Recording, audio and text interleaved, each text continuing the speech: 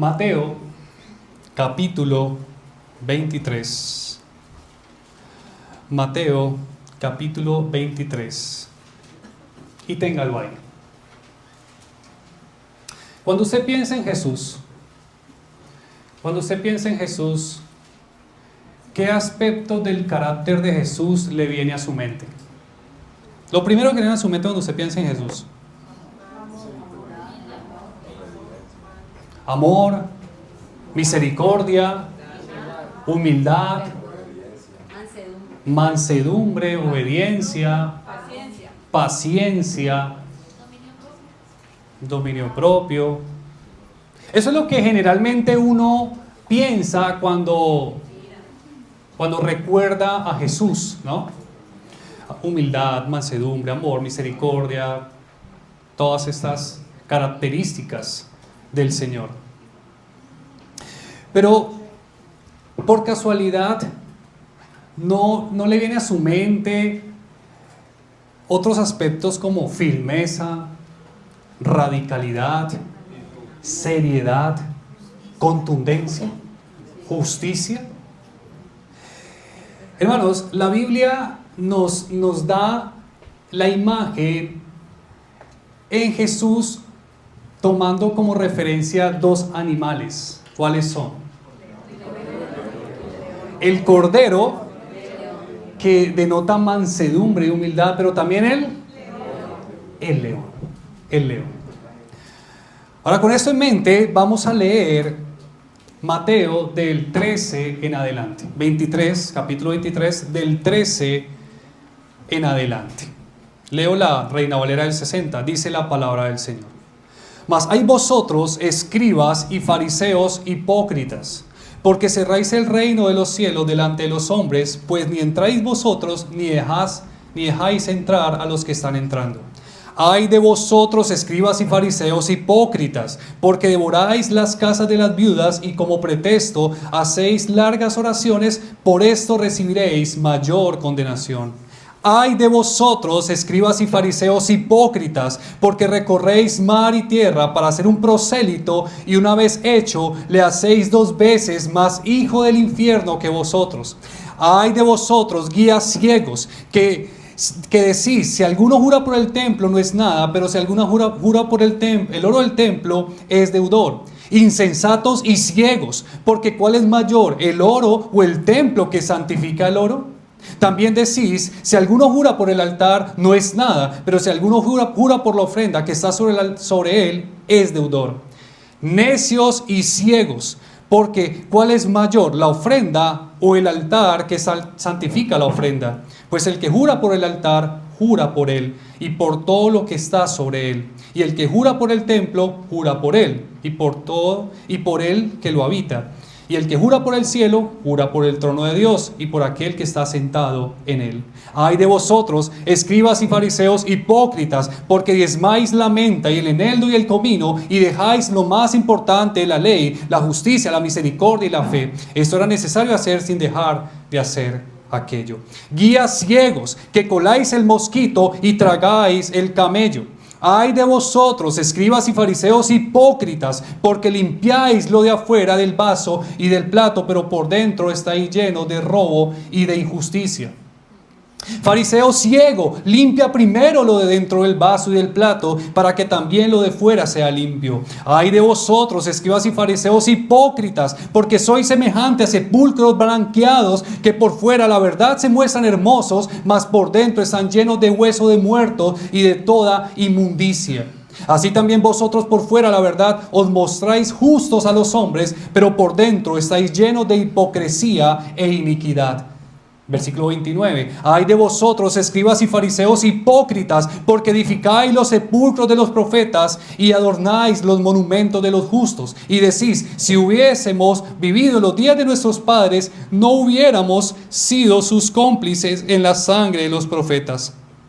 Así que dais testimonio contra vosotros mismos de que sois hijos de aquellos que mataron a los profetas.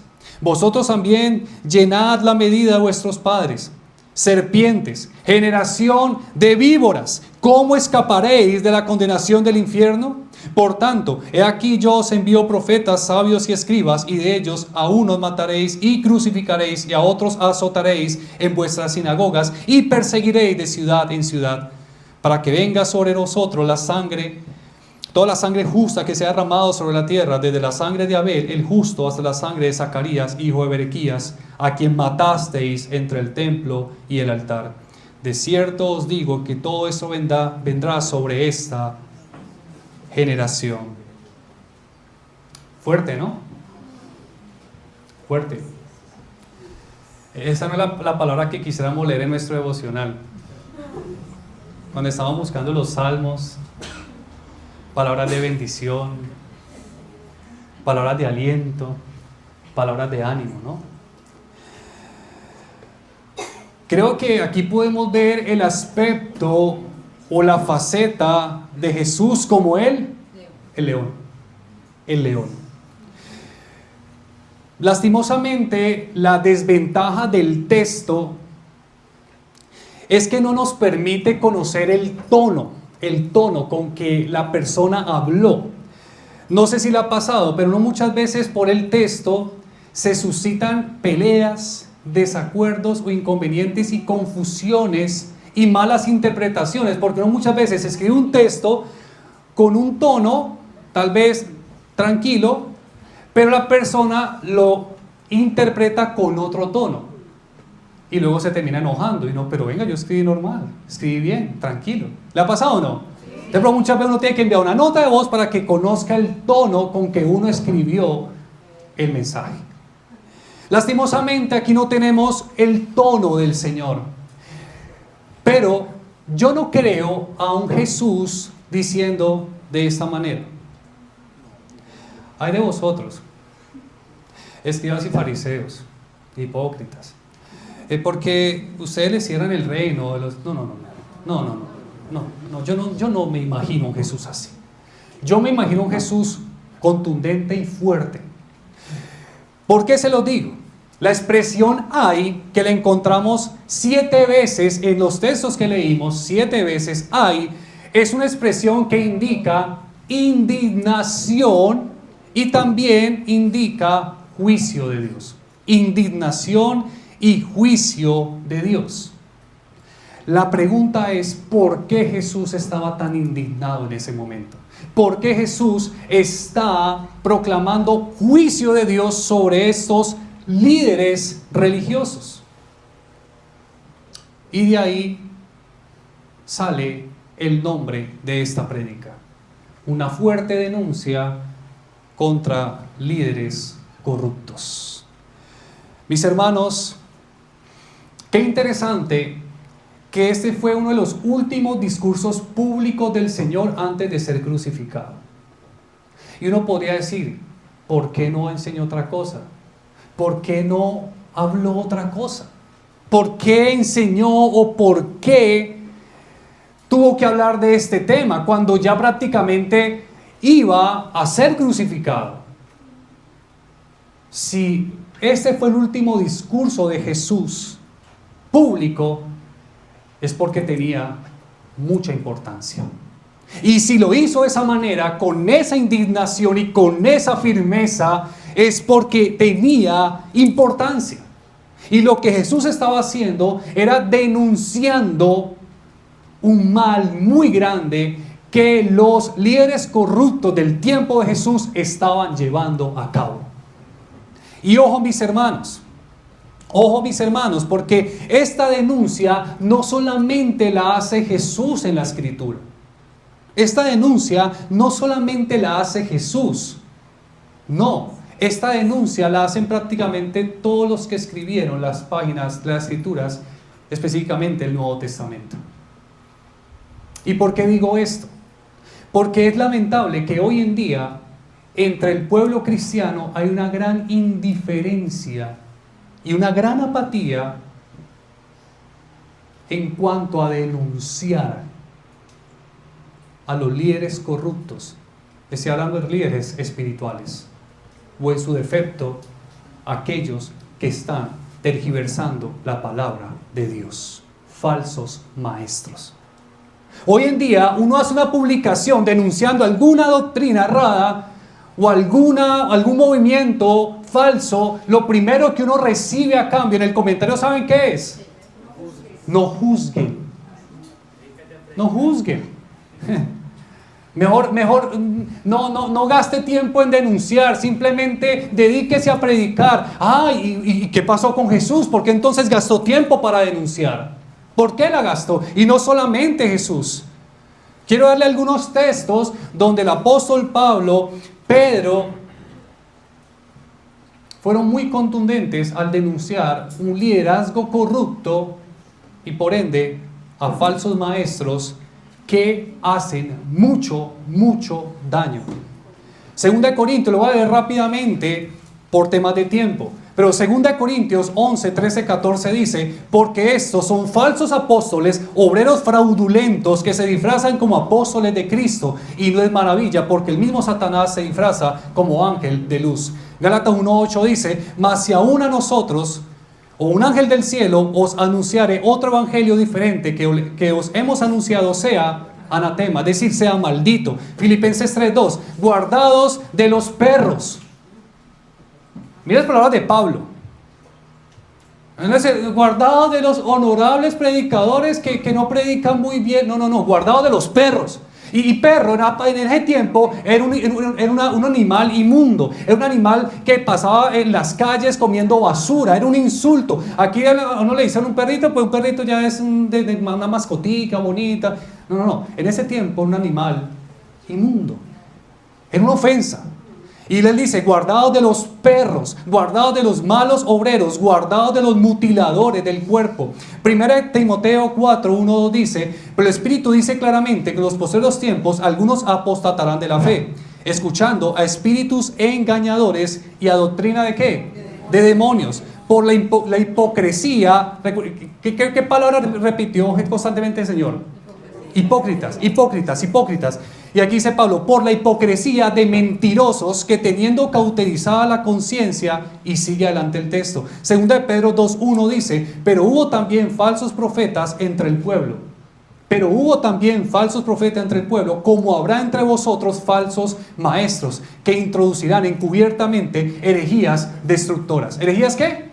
Destructoras. Tito 1, 10, 11 dice: porque aún hay muchos contumaces, habladores de vanidades y engañadores, mayormente los de la circuncisión, a los cuales es preciso no juzgarlos, a los cuales es preciso orar por ellos, a los cuales es preciso tapar la boca. ¿Por qué? Porque trastornan casas enteras, enseñando por ganancia deshonesta lo que no conviene. Qué interesante. Hoy en día la gente dice: no juzgue, y hasta dicen: ore por ellos. Nunca en la Biblia he visto un texto bíblico que me mande a orar por un falso maestro, nunca. Si usted lo ha visto, si usted lo ha leído, me dice, por favor. Y qué pena por mi ignorancia, pero que yo me acuerde, nunca he leído en la Biblia que digan: oren por los falsos maestros. Ahí no dice en ninguna parte. Lo que dice la Biblia es: denúncielos. Ojo, si es necesario taparle la boca. Y hoy en día, ¿sabe qué hacen muchos? Con tal de ganar likes y con tal de ganar seguidores, pues entonces van a sus iglesias a predicar y después decirle que no, ellos no son tan falsos.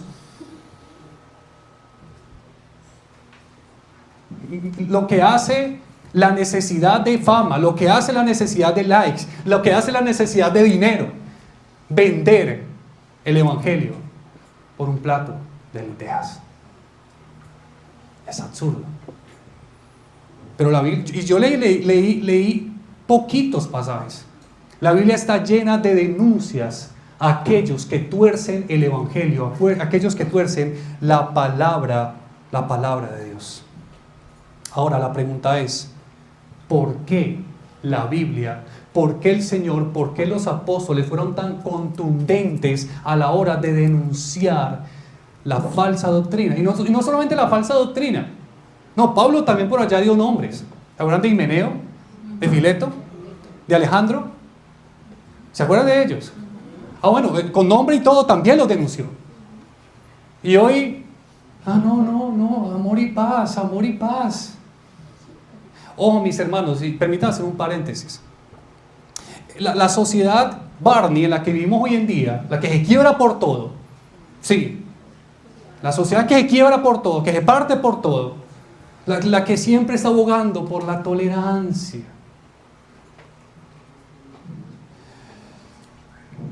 Es una sociedad que va a intentar y está intentando callar la iglesia. Callar la iglesia. Y ojo, mis hermanos, el propósito de la iglesia en este mundo es predicar, proclamar y exponer la verdad. La verdad. No hay una sola institución humana, aparte de la iglesia, que esté llamada o que tenga esa labor o esa misión. La iglesia es columna y baluarte de la verdad. Y ¿saben algo? La verdad es un mensaje que a muy pocos les gusta. Porque la verdad ofende, porque la verdad confronta, porque la verdad incomoda, claro, a aquellos que viven en la mentira. Y ¿saben algo? Vivimos una sociedad donde la mayoría viven en la mentira. Y cuando se habla la verdad, adivinen de qué nos van a tildar: de intransigentes, de fanáticos, de duros, cuadriculados y lo que usted quiera. Y la sociedad está haciendo que esa filosofía está permeando la iglesia. Por eso pasa eso. ¿Por qué juzgan? ¿Pero por qué denuncian? ¿Pero por qué el Señor sabrá? No, sí, el Señor sabrá, pero el Señor me ha mandado a mí a denunciar también la falsa doctrina, los falsos maestros. Cuando la iglesia deja de exponer la verdad, deja de ser iglesia. No importa cuánto canten, no importa cuánto se reúnan, no importa cuánto retiro hagan, no importa cuánto evangelicen. Hasta absurdo, evangelizar sin verdad. ¿Qué es esto? Necesitamos la verdad. Necesitamos la verdad. La iglesia está llamada a predicar verdad, y toda iglesia que no predique la verdad del evangelio y que no exponga fielmente las escrituras no es iglesia. No lo es.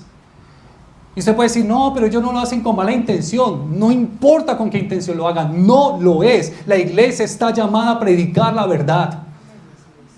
Pero como la verdad no vende, la verdad no vende. La verdad no llena templos. No lo llena. La verdad no da muchos likes, que es lo que quiere la gente hoy en día. La verdad no da muchos clientes religiosos. Por eso el negocio socio de las iglesias hoy en día es bajar, es menguar el discurso y no hablarte la verdad, sino cositas bonitas para que la iglesia se llene. ¿Pero para qué? ¿Para qué? Les estamos compartiendo una cantidad de mentiras y de engaños y de medias verdades que al final son mentiras completas. Y ojo, porque aquí va la cuestión: ¿por qué el Señor se indignó con estos líderes corruptos? ¿Por qué los apóstoles denunciaban abiertamente y tajantemente a esos falsos maestros? Por las consecuencias tan grandes que llevan a cabo, o los daños tan grandes que ocasionan estos perversos. Y yo quiero iniciar con el primer daño, la primera consecuencia de un líder espiritual corrupto, de un falso maestro.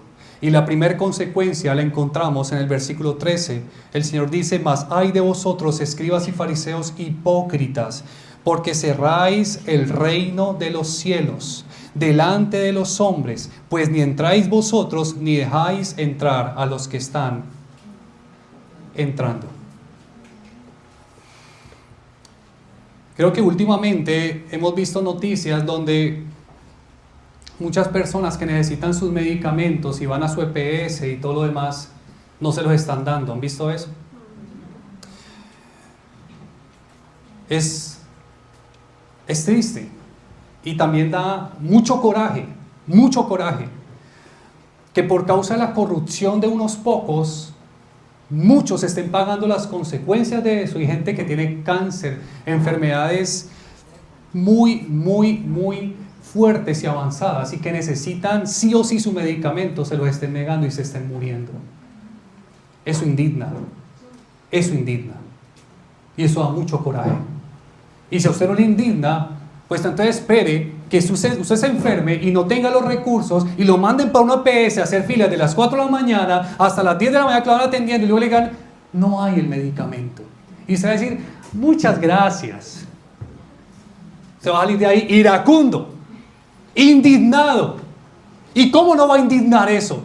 Si yo me estoy muriendo, si está muriéndose mi mamá, mi abuela, mi familiar, porque estos sinvergüenzas corruptos están privando a mi familiar o a mí de un medicamento que es vital para seguir viviendo.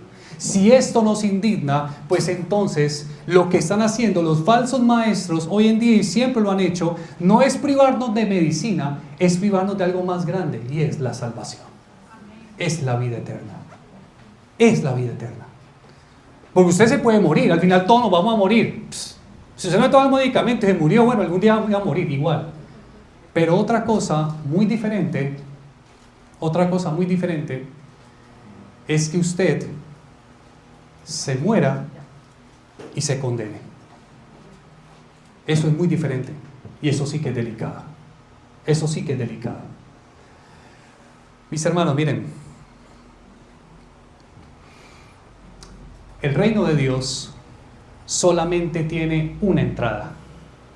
Solamente tiene una puerta. Y esa puerta es Cristo. Y se los digo, eso puede sonar muy obvio, pero ¿qué dicen allá afuera? ¿Cuántos caminos hay para llegar a Dios? ¿Cuántos caminos? Bueno, hay muchos caminos para llegar a Dios, ¿o no? Pero la Biblia dice que solamente hay un camino. Entonces, ¿qué ocurre cuando llega un líder religioso y en vez de predicarte a Cristo, que es el único camino, te predica otras cosas? ¿Qué está haciendo ellos? ¿Qué está haciendo ese hombre? ¿Qué está haciendo esa mujer? Está cerrando la puerta del reino de Dios a aquellos que le escuchan. La está cerrando en la cara.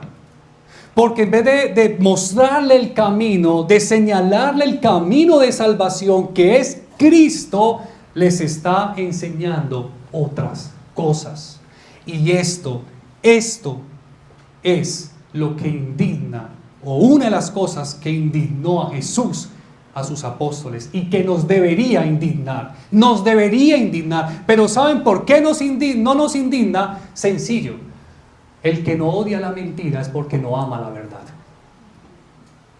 Si usted no le indigna la falsa doctrina, si a usted no le indigna que le prediquen un falso evangelio, si a usted no le indigna que le distorsionen la palabra, ¿sabe por qué? Porque usted no ama la verdad. El que ama la verdad aborrece la mentira. Pero ¿cómo vamos a amar la verdad si no la conocemos? Si no la estudiamos, si no la leemos, si no la meditamos, si no la creemos. Ejemplos que todos aquí conocemos. Venimos de una religión tradicional, catolicismo, que el catolicismo no tiene nada. El catolicismo romano, te hablan más de santos, te hablan más de vírgenes, te hablan más de buenas obras, te hablan más de rezos, de rosarios, de todo, menos de Cristo. En algún momento nos vamos a dar cuenta y vamos a confirmar lo que yo le voy a decir. El catolicismo romano es la religión que más gente ha llevado al infierno.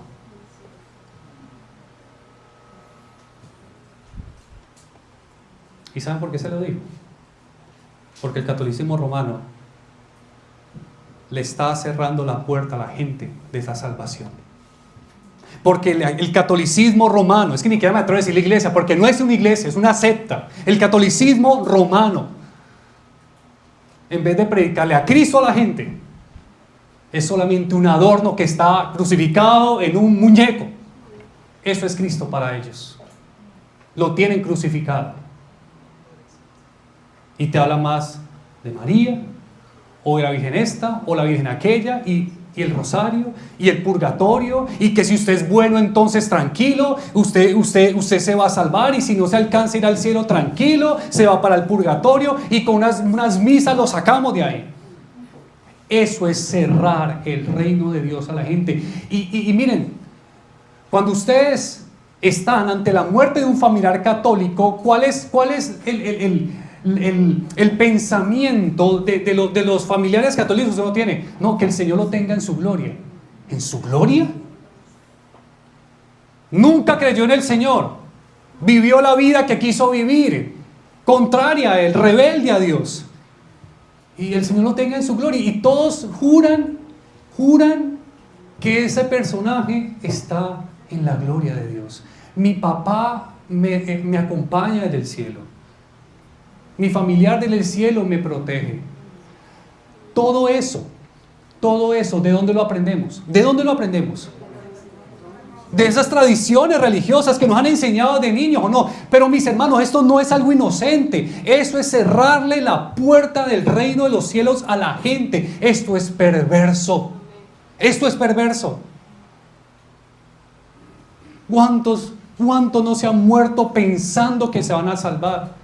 Pensando que por hacer un rosario, que pensando por hacer buenas obras, o que por dar mercados, o que por hacer misas, o que por ser muy devoto a la Virgen del Chiquinquirá o al Señor de los Milagros, se van a salvar.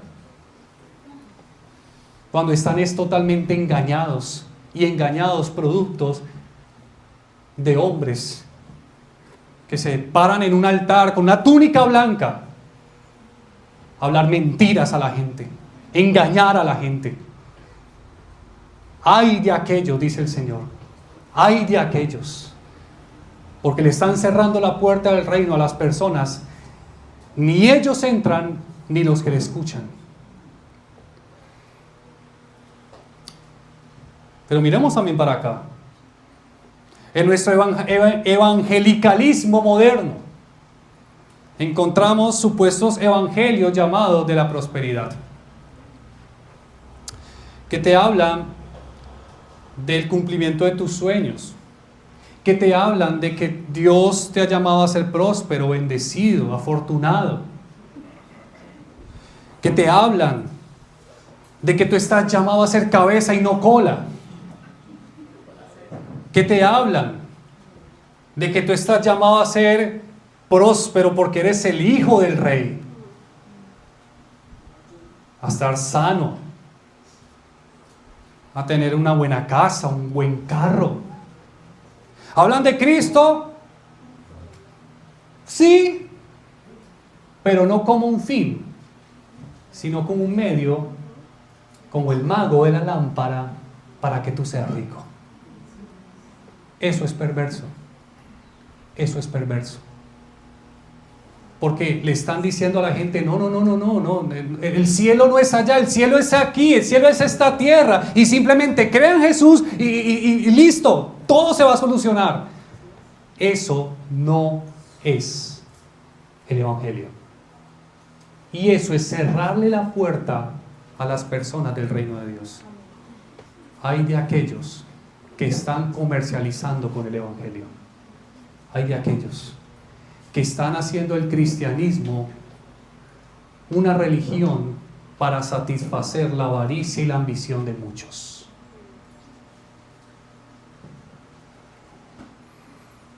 Y vemos otros movimientos donde prima el legalismo, donde prima la tradición de los hombres.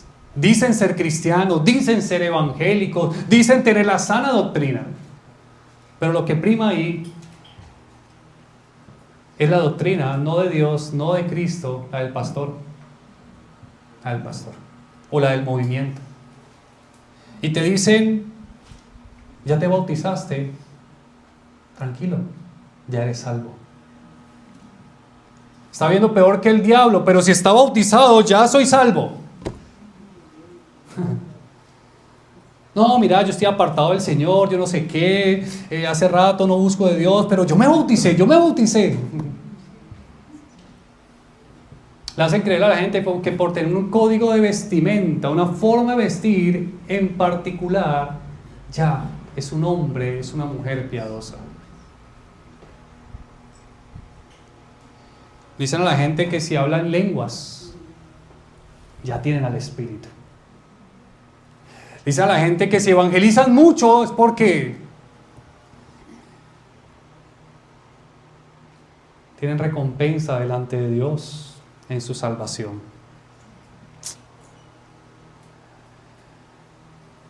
Otros le hacen creer a la gente que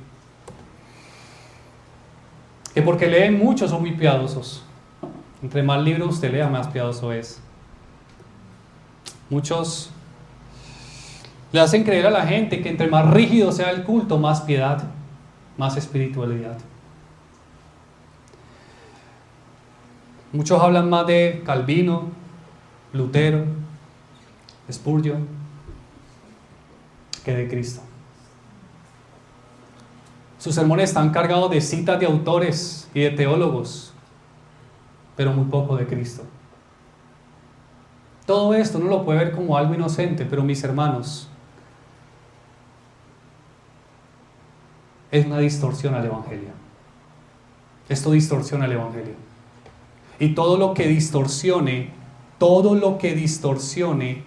el Evangelio es una puerta que le cierra a una persona para entrar al reino de Dios. El que no predica el Evangelio en su pureza, el que no predica el Evangelio de una manera correcta, lo está distorsionando, lo está tergiversando y está encaminando a las personas por caminos no de salvación, de perdición. Porque ¿saben algo? Tiene más esperanza un vagabundo o una prostituta que no tenga nada que ver con religión que una persona que cree ser muy religiosa y cree tener la salvación, cuando en realidad no la tiene. No la tiene. Muchos creen que por vestirse de cierta manera ya son salvos. Muchos creen que porque leen muchos libros ya son salvos. Muchos creen que porque pertenecen a la religión tradicional ya son salvos. No. No. Usted puede haberse bautizado, puede vestirse de la manera más piadosa y de la manera más respetuosa y modesta posible. Y ojo, no diciendo con eso que sea malo, obviamente mujeres y aún hombres debemos de vestirnos como corresponde a nuestra fe. Ay no, lo importante es el corazón. y con el super escote y la minifalda, no, el corazón, pero tal vez externo. Lo que el corazón hay refleja lo que es el externo, ¿no? Pero no quiere decir que porque usted se hizo muy piadoso, entonces ya la hizo, ya es salva o es salvo. O por el hecho de usted tener ciertos títulos, cierto conocimiento, ya se salvó. No. Usted puede tener todo eso, pero si usted no tiene a Cristo, no es salvo. Aquí se trata de Cristo. Eso se trata de Cristo, mis hermanos. Eso no se trata ni de Lutero, ni de Calvino, ni de Spurgeon, ni de bautizos, ni de lenguas, ni de tradiciones, ni de nada. Se trata de Cristo. Y el único camino de salvación es Cristo. Es Cristo. Y yo hoy no te pregunto si ya te bautizaste. Y yo hoy no te pregunto si ya tienes una religión. Y hoy yo no te pregunto si ya hablaste en lenguas. Y hoy yo no te pregunto cuántos libros te has leído. Y yo no te pregunto cuánta teología sabes. La pregunta es, ¿tienes a Cristo? ¿Tienes a Cristo? Porque no tienes a Cristo, estás perdido. Y lastimosamente, lo que hoy se está predicando,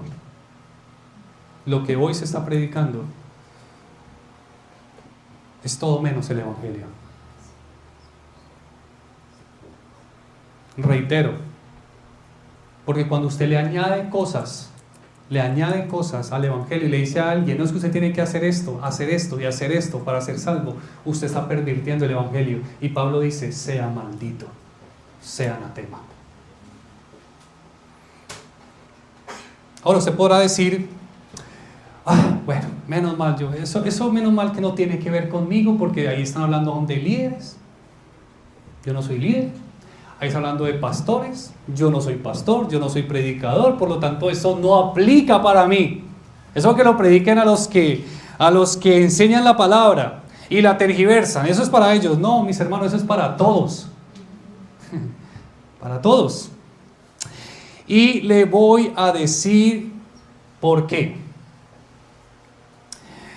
Porque si bien es cierto que el evangelio debe ser predicado obviamente con palabras, la conducta confirma lo que usted predica. Usted puede ser muy ortodoxo y tener el evangelio totalmente claro y enseñar un evangelio pulcro. ¡Qué bien! La pregunta es, ¿tu conducta es coherente y confirma ese evangelio que tú dices creer y conocer? Permítanme leer 1 de Pedro, capítulo 3, versículo del 1 al 2. 1 de Pedro, capítulo 3.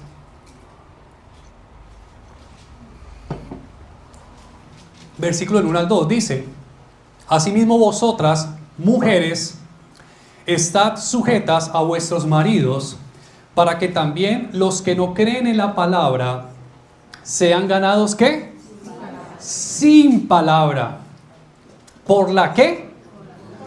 Por la conducta de sus esposas, considerando que vuestra conducta casta y respetuosas.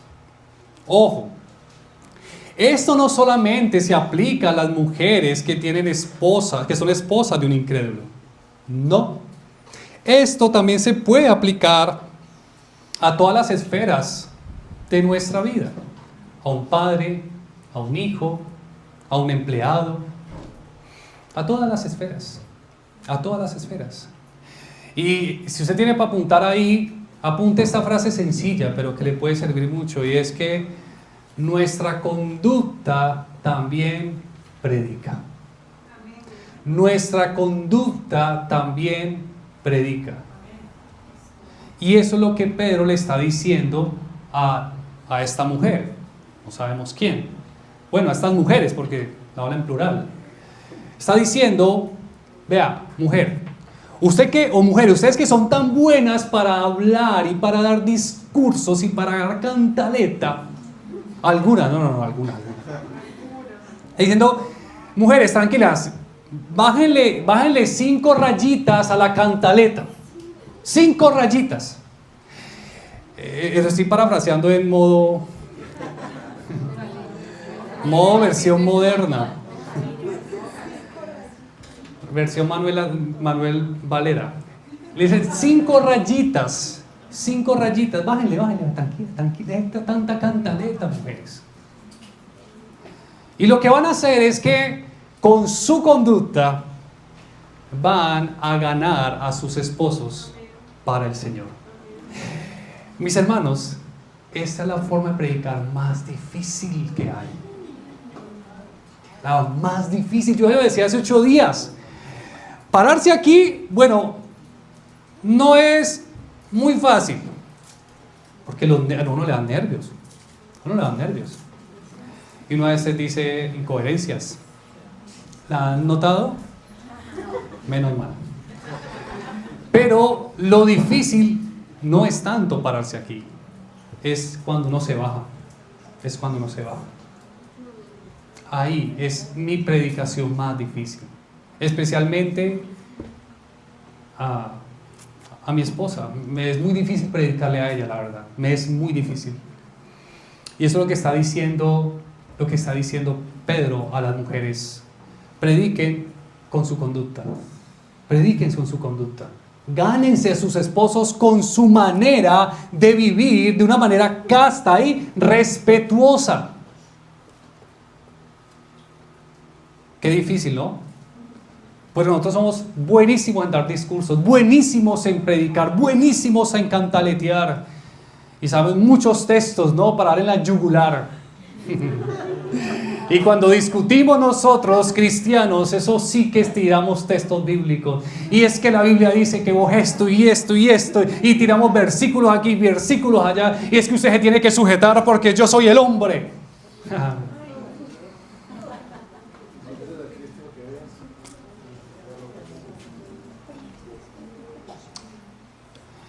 ¿Qué ocurre cuando nuestra conducta es contraria a lo que predicamos con nuestra boca, a lo que decimos creer? Esto es lo que ocurre. Romanos capítulo 2. Romanos capítulo 2 del 17 al 24. Romanos capítulo 2 del 17 al 24.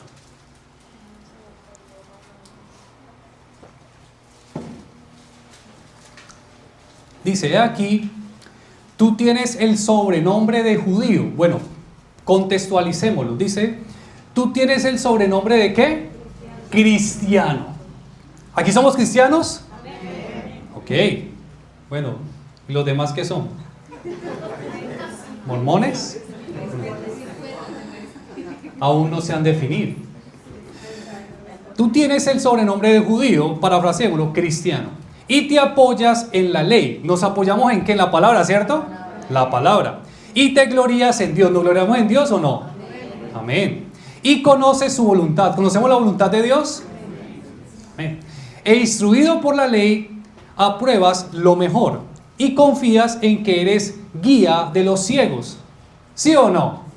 No decimos que los incrédulos que están afuera están ciegos y que nosotros vamos a predicar el evangelio para que ellos puedan ver. No decimos eso. Entonces, ¿somos guías de ciegos o no? Sí. Dice, luz de los que están en tinieblas. ¿Usted es luz o no? Amén. Ok, de los que están en tinieblas, los incrédulos. Instructor de los indoctos. Es decir, de los que no tienen conocimiento. Maestro de niños. ¿Sí? ¿Qué tienes en la ley? La forma de la ciencia y de la verdad. En la palabra tenemos la verdad y el conocimiento. Sí. Tú pues que enseñas a otros, y aquí va el sablazo, dice, no te enseñas a ti mismo. Tú que predicas que no se ha de hurtar, ¿hurtas? Tú que dices que no se ha de adulterar, ¿adulteras? Tú que abominas de los ídolos, ¿cometes sacrilegio? Tú que te jactas de la ley, con infracción de la ley deshonras a Dios. Porque como está escrito, el nombre de Dios es que blasfemado, insultado entre los gentiles por causa de vosotros. Blasfemar es hablar mal, es insultar. Hermanos, miren, usted puede predicar muy bonito, se puede hablar muy bonito y hablarle a sus compañeros de trabajo, a sus amistades, a sus familiares, y exponerles un evangelio preciso con sus palabras. Pero puede que su conducta esté haciendo que ellos blasfemen el nombre de Dios. Y esto también es cerrarle la puerta del reino a las personas. Un mal testimonio, una mala conducta cierra el reino de los cielos a las personas. ¿Saben por qué?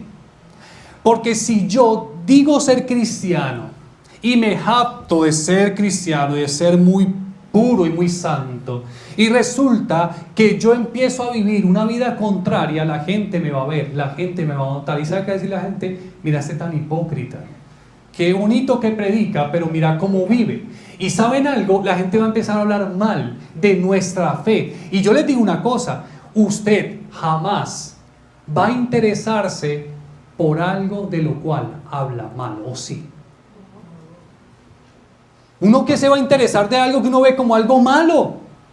Si yo veo algo malo en alguien, ¿a mí qué me interesa saber de eso que esa persona sabe o está viviendo? Es que no tiene interés. Entonces, lo que estamos haciendo con nuestro mal testimonio es repeler a las personas y no interesarse en nuestra fe. Y en otras palabras, ¿qué es? Cerrarle la puerta del reino a la gente. Sin decir una sola palabra. Sin decir una sola palabra. Y yo quiero aquí hablarles especialmente a los padres. Eso aplica a todos, pero le quiero hacer un llamado a los padres. Padres, miren, cuiden su manera de vivir en sus casas. Ser cristiano en la iglesia es muy fácil. Uno aquí es el más santo de todos. Uno aquí es el más amable. Uno aquí es el más gentil. ¿O no? Uno aquí, oh. Pero en la casa vuelve y nacen los cachos. En la casa vuelve y nace la cola. En la casa vuelve y salen los gritos. Aquí hablamos, no, hermanito, hermanita, venga. Y en la casa, ay.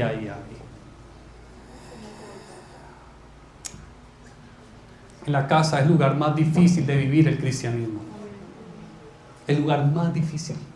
Más difícil. Y saben algo, padres, hay unos pequeños que nos están viendo.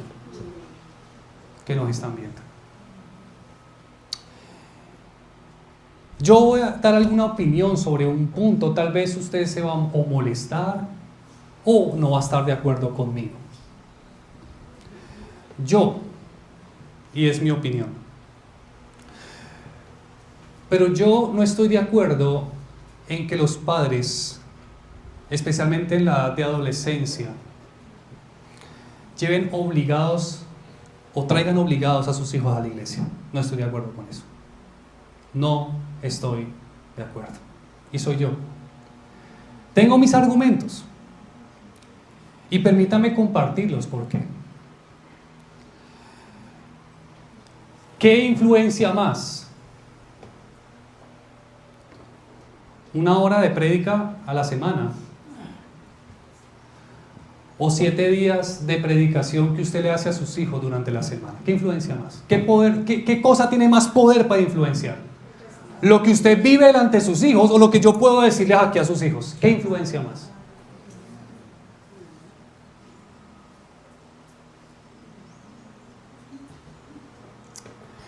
Yo creo en el Espíritu Santo, les decía. Yo creo en el Espíritu Santo. Y creo que el Espíritu Santo no está limitado a un culto para salvar a sus hijos. No lo está. No lo está. Él los puede salvar, tal cual como Pedro le dijo a esa mujer, le hizo a ustedes padres. Si su hijo ya está cansado de que usted le predique, porque tal vez los adolescentes ya se cansan también. Ay, no me hable más de eso, yo estoy cansado de eso. Ok, no te vuelvo a hablar más. Pero va a tener que ver cómo yo vivo. Y vivo el Evangelio en mi casa. Y eso les va a tocar. Y eso les va a influenciar más a ellos. Más a ellos. Por eso, por el llamado a los padres en Deuteronomio 6, del 4 al 9, dice: Oye Israel, Jehová nuestro Dios, Jehová uno es, y amarás a Jehová tu Dios de todo corazón y de toda tu alma y con todas tus fuerzas. Y estas palabras que yo te mando hoy estarán sobre tu corazón, y las repetirás a tus hijos. Mira lo que dice acá: y las repetirás a tus hijos, y hablarás de ellas estando en tu casa, y andando por el camino, y al acostarte, y al levantarte, y las atarás como una señal en tu mano, y estarán como frontales en tus ojos, y las escribirás en los postes de tu casa y de tus puertas. En pocas palabras, ¿qué está diciendo ahí? Enséñenle y predíquenles siempre. Siempre. Siempre. Y es con el ejemplo, en cuando se levanta, cuando se acuesta, cuando van por el camino. Siempre.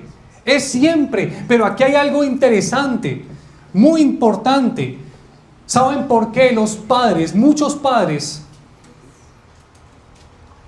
creen que por el hecho de llevar a sus hijos obligados a la iglesia, entonces como que algo va a pasar ahí, algo va a pasar? Y como que se desligan de la responsabilidad que tienen en sus casas. Y no, yo lo llevo a la iglesia para que allá les enseñen. ¿Saben cuál es el problema? El problema es que lo que está diciendo el Señor aquí, y estas palabras que yo te mando hoy, miren lo primero: estarán sobre tu corazón. Sobre tu corazón. Y solamente cuando las palabras o la palabra de Dios está sobre tu corazón es cuando tú tendrás un buen depósito para enseñarle a tus hijos la palabra de Dios, sea de palabra o sea de conducta. Cuando no están sobre tu corazón es que tú claudicas en tu responsabilidad y buscas una iglesia. Yo, padres preocupados: ¿hay escuela bíblica para los niños? ¿Hay escuela bíblica? ¿Y usted qué? ¿No vive con ellos? No es responsabilidad de la iglesia instruir a tus hijos, es responsabilidad tuya, padres, de ustedes. Ustedes tienen todo el tiempo para enseñarles de cómo se tratan ustedes como esposos, de cómo usted reacciona ante las dificultades, ante las ofensas, ante la escasez, ante la indisciplina de ellos. Es mostrarle el evangelio siempre, mis hermanos, siempre. Y yo veo gente que preocupa, ay no, si la iglesia no tiene escuela dominical, entonces yo no, me voy y busco otra. Y entonces ustedes, padres, ustedes son los primeros maestros de escuela dominical. Y esa escuela dominical queda en sus casas. Por eso yo no estoy de acuerdo con traerlos obligada. Porque yo creo en el Espíritu Santo. Y el Espíritu Santo salva en cualquier momento y en cualquier lugar, cuando están expuestas las personas al Evangelio, sea de palabra, sea de obra. Y yo obviamente no estoy diciendo con esto que si ellos quieren venir o que si ellos tienen la voluntad de hacerlo, bueno, tráiganlos obviamente. Pero muy lamentable ver aquí muchachos, ver adolescentes con una irreverencia, con un desgano, como que están aquí en sus cuerpos pero están en otro mundo. No, ¿para qué? Quédense en su casa. A la iglesia vamos a buscar a Dios, a la iglesia vamos a adorar a Dios, a la iglesia vamos a reverenciar al Señor. Enseñamos ese respeto a nuestros hijos. Pero eso se cultiva en casa. Se cultiva en casa. Porque tú no puedes decirle a tu hijo, ora, busca a Dios, yo no sé qué, yo no sé cuánto. Y él te ve orando. Él te ve buscando a Dios en tu casa. Él te ve leyendo la escritura en tu casa. Él te ve tratando bien a su esposa, a tu esposo. ¿Cómo te ve ese hijo? ¿Cómo te ve esa hija? Esa es la cuestión, mis hermanos. Esa es la gran responsabilidad que nosotros tenemos. Esa es la gran responsabilidad. En nuestro trabajo, con nuestros vecinos, en cualquier lugar donde nosotros estemos. Esa es la responsabilidad que tenemos. Y con este texto termino, dice Tito capítulo 2. Tito capítulo 2, del 1 al 10.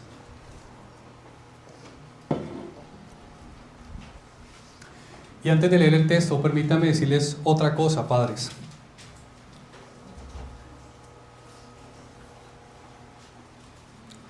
Su testimonio puede hacer que sus hijos se interesen de buscar a Dios, o su testimonio puede ser que su hijo aborrezca a Dios.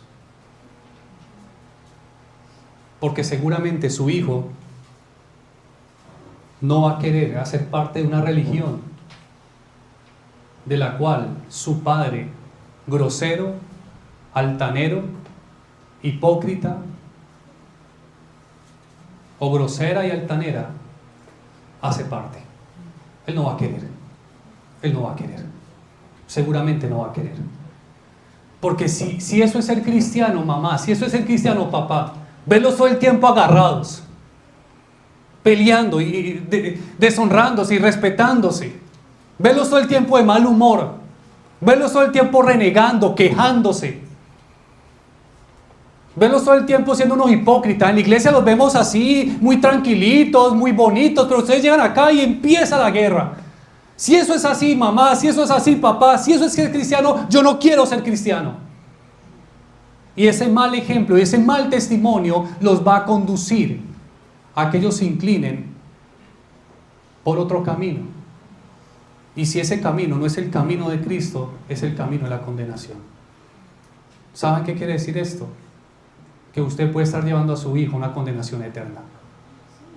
Y yo no creería que un padre aquí quisiera ver a sus hijos perdidos en el infierno. Yo no creería. Pues pónganse en serios, mis hermanos. Pónganse en serios.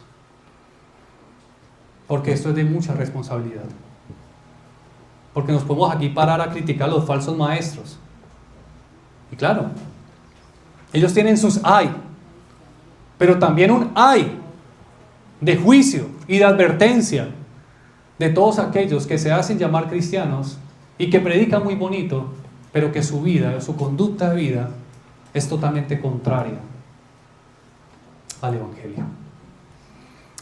Leo Tito capítulo 2 del 1 al 10, pero tú habla lo que está de acuerdo con la sana doctrina. ¿Necesitamos sana doctrina? Totalmente, totalmente.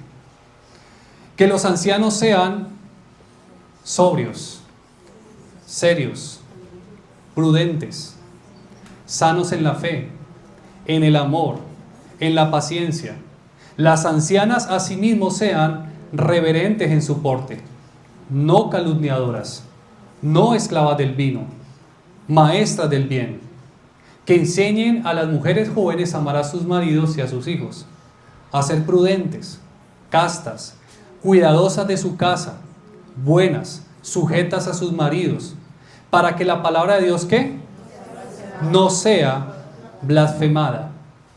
Exhorta asimismo a los jóvenes a que sean prudentes, presentándote tú en todo como ejemplo de buenas obras, en la enseñanza mostrando integridad, seriedad, palabra sana e irreprochable, de modo que el adversario se avergüence y no tenga nada malo que decir de vosotros.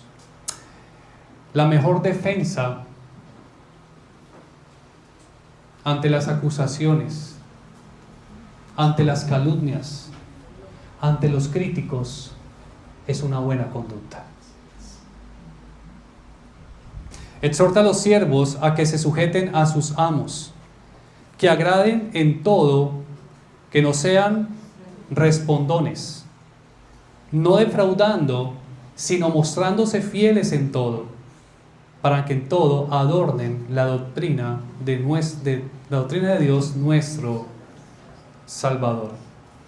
¿Se dan cuenta que Pablo aquí mencionó diferentes tipos de personas? ¿Qué quiere decir eso? Pues que la responsabilidad es de todos, de ancianos, de mujeres, de siervos, de jóvenes. Y lo que me llama la atención es la última frase que dice, sino mostrándose fieles en todo, para que en todo adornen la doctrina. Esa palabra adornen, si usted la busca en el griego, es una palabra muy interesante, y es la palabra cosmeo. Cosmeo. ¿No la relacionan con alguna otra palabra? Cosmético. ¿Qué hacen los cosméticos? Ustedes mujeres que saben mucho de cosméticos, ¿qué hacen los cosméticos? Lo que hace el cosmético es adornar un rostro, ¿no? Es adornar un rostro, es hacerlo más presentable, bueno, agradable, atractivo, ¿sí? Eso es lo que hace, eso es lo que hace. Y eso es lo que Pablo está diciendo en ese momento a los cristianos y por ende a nosotros. Él está diciendo, adornen la doctrina que ustedes predican. Adornen el evangelio que ustedes predican. Pónganle maquillaje, pónganle un poquito de pestañina, un poquito de rubor, ¿no? Un poquito de pintalabios. Yo no sé cómo llaman esas cosas, pero ustedes me entienden. Pónganle un poquito. Y yo diciendo que es que el evangelio sea feo y que tenga que no estoy hablando de eso. Lo que está hablando es que con nuestra conducta, la gente que muchas veces no nos quiere escuchar, entonces va a tener que ver un evangelio en práctica, de manera experimental, de manera vivida más bien. Y así se van a dar cuenta que realmente ser cristiano es más que meras palabras. Se van a dar cuenta que ser cristiano es una persona coherente, es una persona consecuente, es una persona que definitivamente vive lo que dice creer. Y van a decir, me llama la atención que mi papá cuando se enoja no maltrata a mi mamá. Me llama la atención que mi mamá cuando se enoja no lo insulta, no lo irrespeta. Me llama la atención mi trabajador, que aún así, en medio de mi regaño y todo lo demás, se mantiene humilde, se mantiene tranquilo. Me llama la atención que es un trabajador honesto. Mira, yo dejé dinero ahí y no lo cogió, no lo tomó, no se lo robó. Me llama la atención mi vecino, me llama la atención su conducta. Me llama la atención que esta persona está enferma, está en problemas y siempre está con una actitud buena, una actitud de confianza en Dios. No se ve quejando y no se ve tirando introperios contra la vida. Esta vida es muy dura, esta vida es muy llena de qué. No, se ve calmada, se ve tranquila. Eso empieza a adornar el evangelio. Eso empieza a llamar la atención de la gente, aunque no nos escuche o no nos quiera escuchar cuando predicamos. Eso es, mis hermanos. Y ese es el llamado que yo les hago hoy. Adornemos el evangelio. Adornemos el evangelio. No nos quedemos con la simple noción de que somos de sana doctrina y ya la hicimos. No.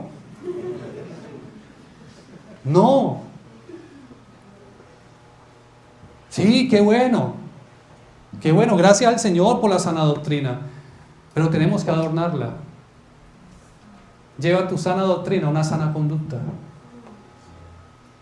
Y de esa manera, mis hermanos, no le estaremos cerrando el reino a los que nos rodean. Les estamos diciendo, este es el camino. Ese es el camino. Cristo es el camino. Piense lo siguiente.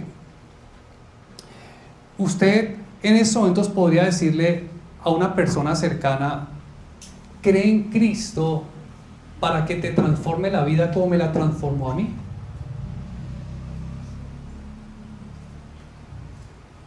¿Usted podría decirle eso? ¿Cree en Cristo porque Cristo me hizo una nueva criatura?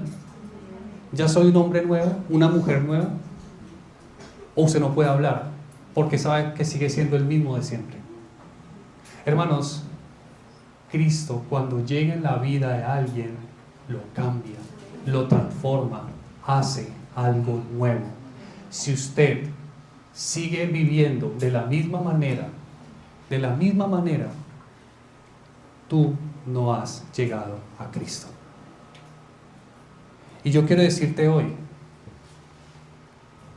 que tal vez has estado expuesto a muchos malos testimonios. Claro, todos aquí hemos visto pésimos testimonios. Y creo que nosotros hemos sido también culpables de dar un mal testimonio, sí. Pero por encima de todo, eso no le quita de que Jesús sea el camino, la verdad y la vida. Y que no es tu tradición religiosa la que te va a salvar. No son tus buenas obras. No es tu religión. No es tu bautizo. Es Cristo. Miren a Cristo. Miren a Cristo. Y empiecen a caminar con Él. Porque solamente cuando caminamos con Él es que tenemos la capacidad de adornar el evangelio. Y también te digo y te pido, por favor, si tú no estás adornando el evangelio, todo lo que estás haciendo es todo lo contrario, lo estás tergiversando y distorsionando, yo te pido, por favor, que no te hagas llamar cristiano. No te hagas llamar cristiano. Dile, aclara a tu hijo: mira, mi hijo, yo voy a una iglesia cristiana, pero yo no soy cristiano. Yo no lo soy. Para que ellos por lo menos sepan que eso no es la vida cristiana. Por favor, no le hagan más daño a la gente. No le hagamos daño a la gente, mis hermanos. No le hagamos más daño al nombre de Cristo. No le hagamos más daño al nombre y el camino del evangelio. Si no lo vamos a adornar, entonces hagámonos a un lado. Hagámonos a un lado. Pero si vamos a ser cristianos, pues hagámoslo con toda.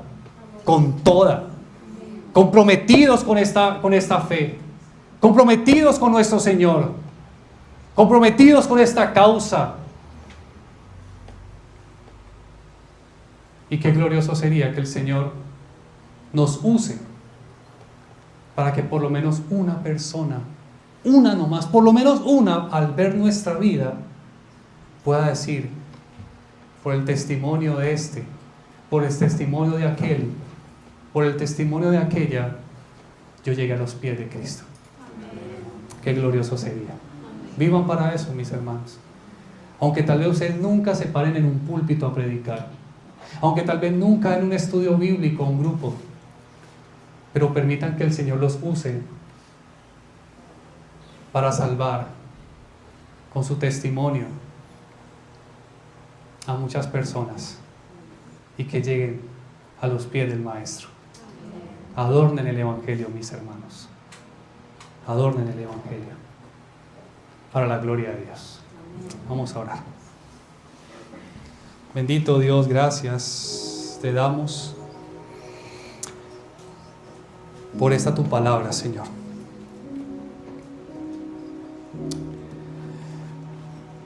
Padre, nosotros creo que debemos de confesar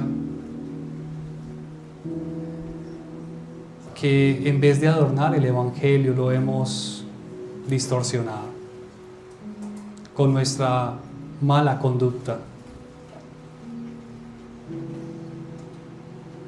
Y te pedimos perdón. Te pedimos perdón. No hemos dado testimonio en nuestra casa. No hemos dado testimonio en nuestro trabajo. No hemos dado testimonio a nuestros hijos. No hemos dado testimonio a nuestros compañeros, a nuestros vecinos. Perdónanos, Señor.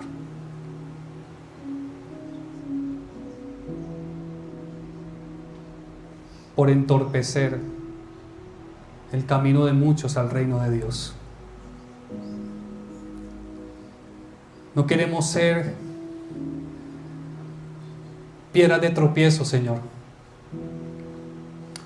No queremos entorpecer el camino, el único camino que tú nos has revelado para ser salvos.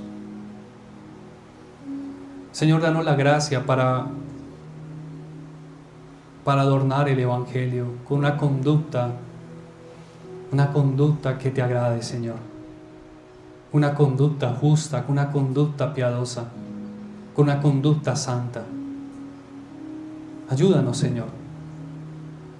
Ayúdanos a vivir la vida cristiana empezando desde nuestro hogar. Ay, Señor, creo que todos somos culpables de la ira, de los malos tratos, de las ofensas entre nuestros cónyuges, con nuestros hijos, gritos, maledicencias, ofensas. Ay, Señor, cuánto necesitamos de ti. Cuánto necesitamos de tu gracia, Señor, para vivir un evangelio como estilo de vida y no solamente como una doctrina. Ayúdanos, Señor. Úsanos para que con nuestra conducta y testimonio muchos se interesen en esta fe. Claro, sabemos que tu Santo Espíritu es el que obra en los corazones, lo sabemos. Pero también usa personas, usa testimonios, usa ejemplos de vida para salvarlos e inquietarnos y llevarlos hacia los pies de Cristo. Ayúdanos, Señor. Guárdanos de ser falsos maestros en nuestra conducta de vida, de ser falsos cristianos, de ser falsos creyentes. Ayúdanos, Señor. Te rogamos que tu Santo Espíritu hoy nos transforme para adornar el Evangelio, el Santo Evangelio que nos revela el único camino de salvación, a nuestro bendito Cristo. Gracias, Señor. A ti sea el honor, a ti sea la gloria.